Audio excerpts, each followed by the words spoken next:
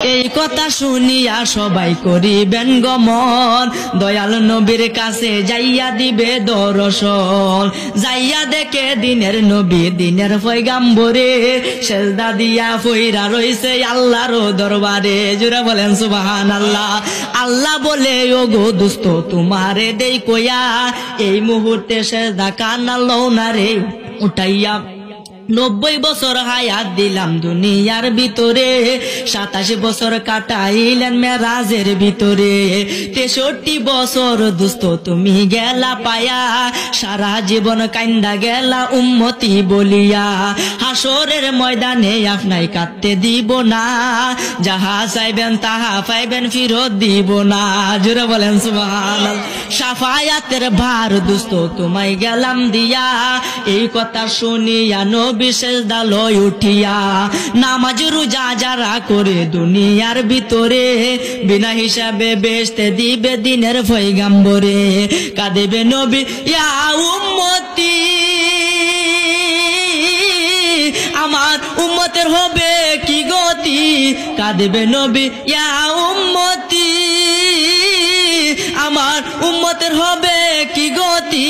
আরে কইরা বলে পাপীর মুক্তি শুধু নবীর কারণে, কঠিন দিনে আমার নবী জীবিনে, কঠিন দিনে আমার নবী জীবিনে।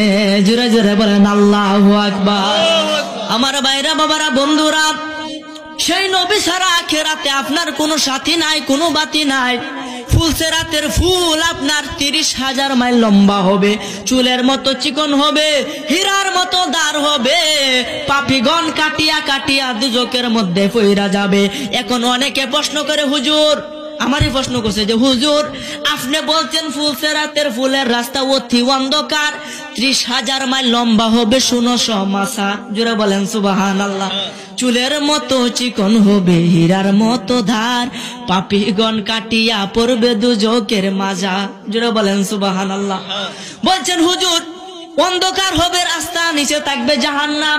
এখন হুজুর আমি যদি এখানে আগুন জ্বালাই, আগুনের তো ফর্সা হয়ে যাবে, জাহান্নামে থাকবো আগুন, নিচে যদি আগুন থাকে উপরে তো ফর্সা থাকবো, আমি তো দেখে দেখে বার হয়ে এলাম। জোরে বলেন সুবহানাল্লাহ। প্রশ্নটা কিন্তু করতে পারা টিকে। এখন বললাম বাবা রে, না বুঝা প্রশ্ন কইরেন না।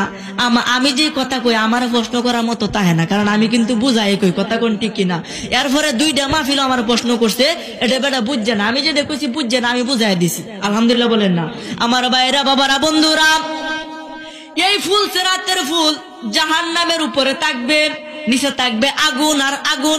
এখন যদি আগুন জ্বালায় দেন তাহলে কি ফসল হইতো না?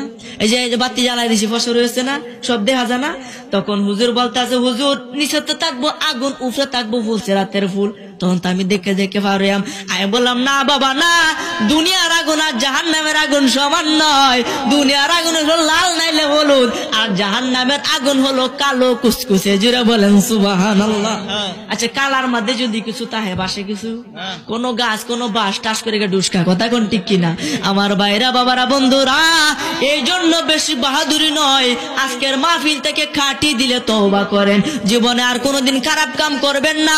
আরে মেয়ে কয়দিনের হায়াতে দুনিয়ার মধ্যে আর কতদিন বাঁচবেন? 60 বছর 70 বছর বললে 100 বছর বাঁচবেন, কমপক্ষে 150 বছর বাঁচবেন।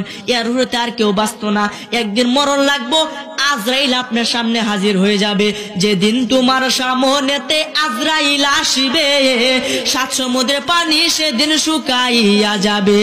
কোথায় রবে স্ত্রী পুত্র, কোথায় সুন্দর নারী, এক পলকে ছাড়তে হবে ববের জমিদারি।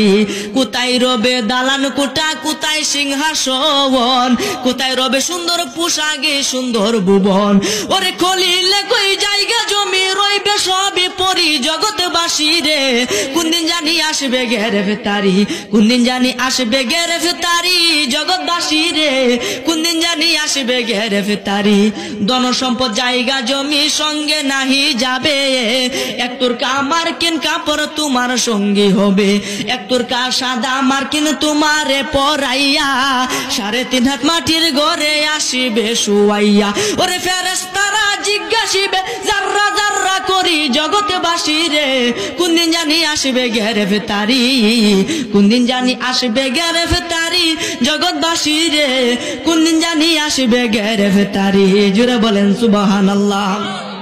আমার ভাইরা বাবারা বন্ধুরা, আলোচনা আর দীর্ঘায়িত করব না, এনে ভিতরে যা বুঝছেন সে অনুযায়ী আমল করবেন, বেশি বেশি আল্লাহ পাকের নামে জিকির করবেন, নবীর প্রতি বেশি বেশি দুরূদ শরীফ পড়বেন, 5 ওয়াক্ত নামাজ পড়বেন, সুবহানাল্লাহ, আলহামদুলিল্লাহ, লা ইলাহা ইল্লাল্লাহ, আল্লাহু আকবার, এই 4টা জিকির বেশি বেশি করবেন।